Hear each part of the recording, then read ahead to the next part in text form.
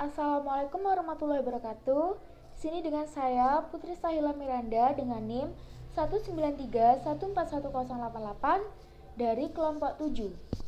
Di sini saya akan menjelaskan tentang aspek-aspek spasial mortalitas.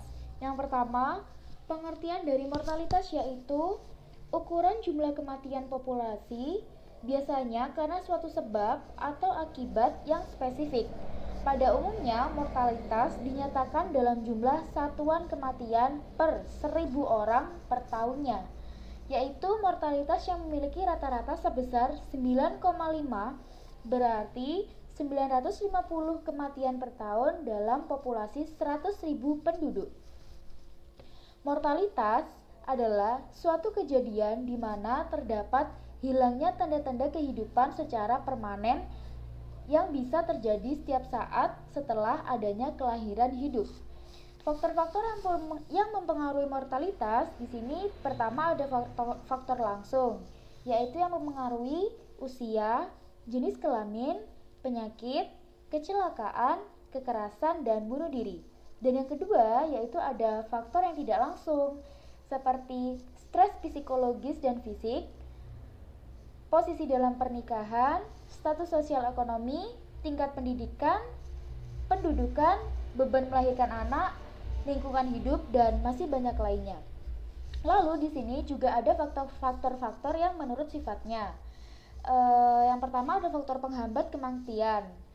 Di sini yaitu fasilitas kesehatan yang terlengkapi atau memadai. Yang kedua, lingkungan sekitar yang bersih dan teratur. Yang ketiga, ajaran dari agama yang mengajarkan untuk tidak bunuh diri. Dan yang keempat yaitu tingkat kesehatan masyarakat yang tinggi sehingga penduduknya tidak mudah terjangkit penyakit. Dan sifat yang kedua, faktor-faktor pendukungnya sebuah angka kematian, yaitu kurangnya kesadaran dari masyarakat akan pentingnya sebuah kesehatan itu. Yang kedua, kurangnya fasilitas kesehatan yang lengkap dan memadai. Lalu, sering terjadinya kecelakaan dalam berlalu lintas. Dan yang keempat, adanya bencana alam yang banyak memakan korban jiwa. Yang kelima, terjadinya sebuah peperangan yang melibatkan banyak orang. Cukup sekian yang saya sampaikan. Selanjutnya akan dilanjutkan oleh pemateri Mbak Evi. Assalamualaikum warahmatullahi wabarakatuh. Perkenalkan, nama saya Evi Setianingrum, NIM 193141095 dari PGMI 3C. Di sini saya akan menjelaskan tentang pengukuran mortalitas. Indikator dari suatu mortalitas atau kematian adalah bentuk angka atau indeks yang digunakan sebagai acuan dalam menentukan tinggi rendahnya angka mortalitas atau kematian dalam suatu penduduk.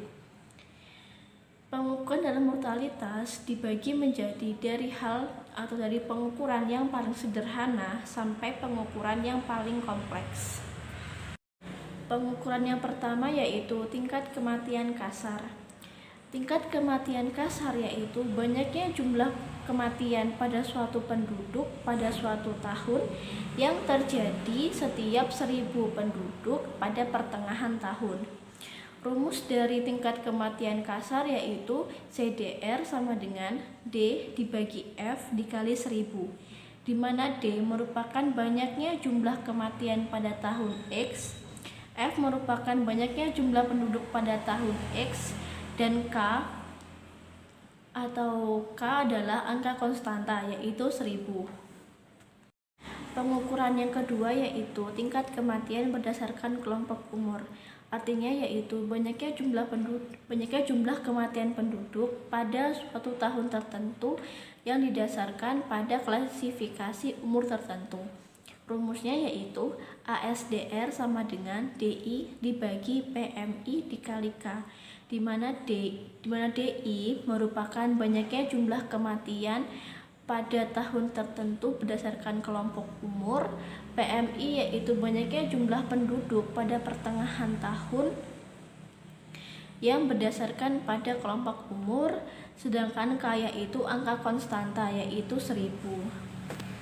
Yang ketiga yaitu tingkat kematian bayi.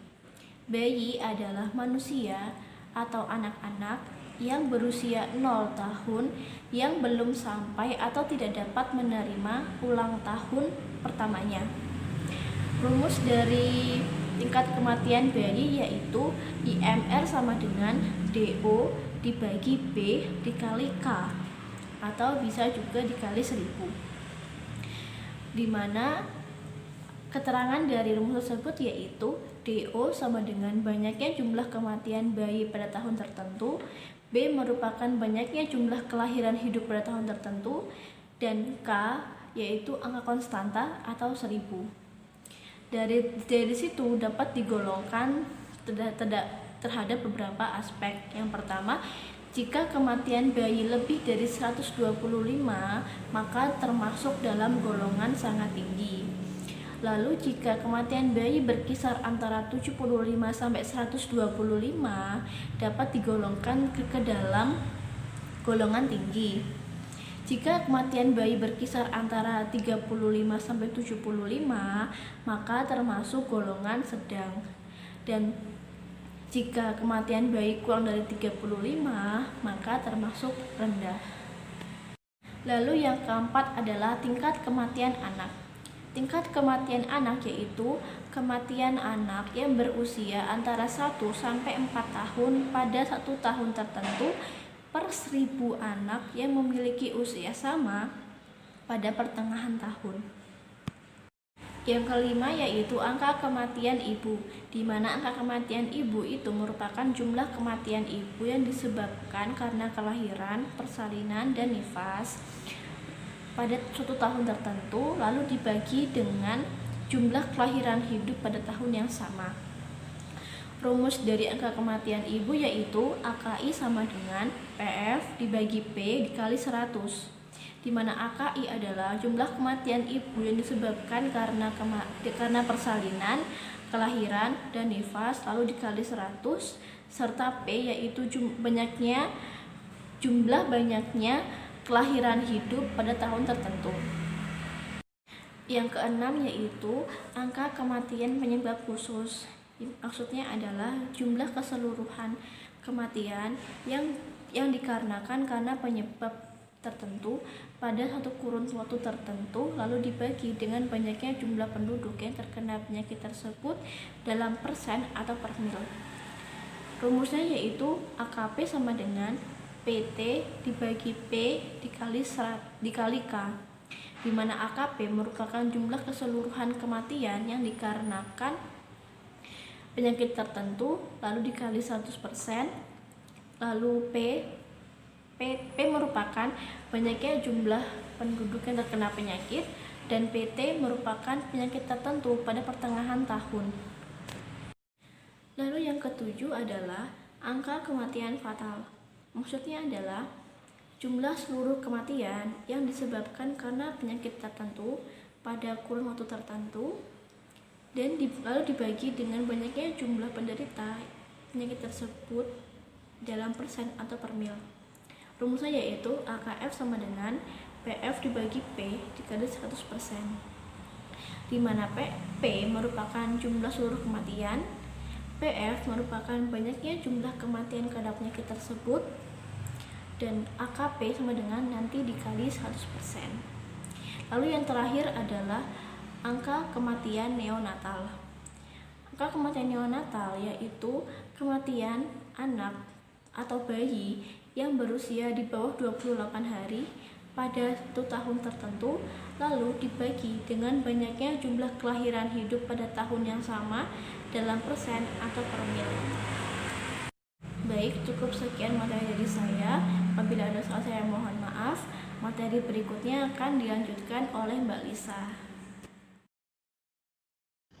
Assalamualaikum warahmatullahi wabarakatuh. Perkenalkan, nama saya Lisa Ferizia Daningrum, NIM 19314198, kelas PGMI 3C.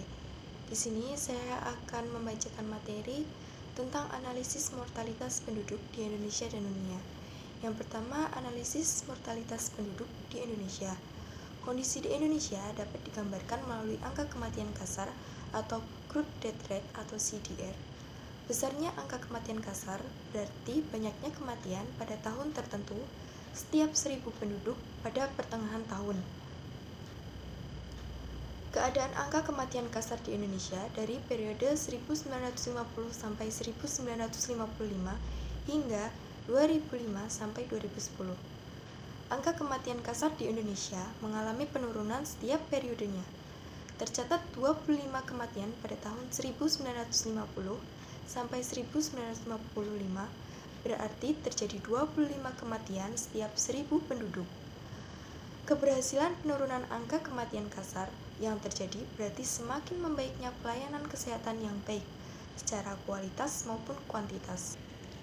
Angka harapan hidup atau AHH merupakan perkiraan jumlah tahun hidup dari individu yang tinggal di suatu daerah tertentu. Kementerian Kesehatan 2014 mengasumsikan besarnya AHH tersebut tidak disertai adanya perubahan pola kematian.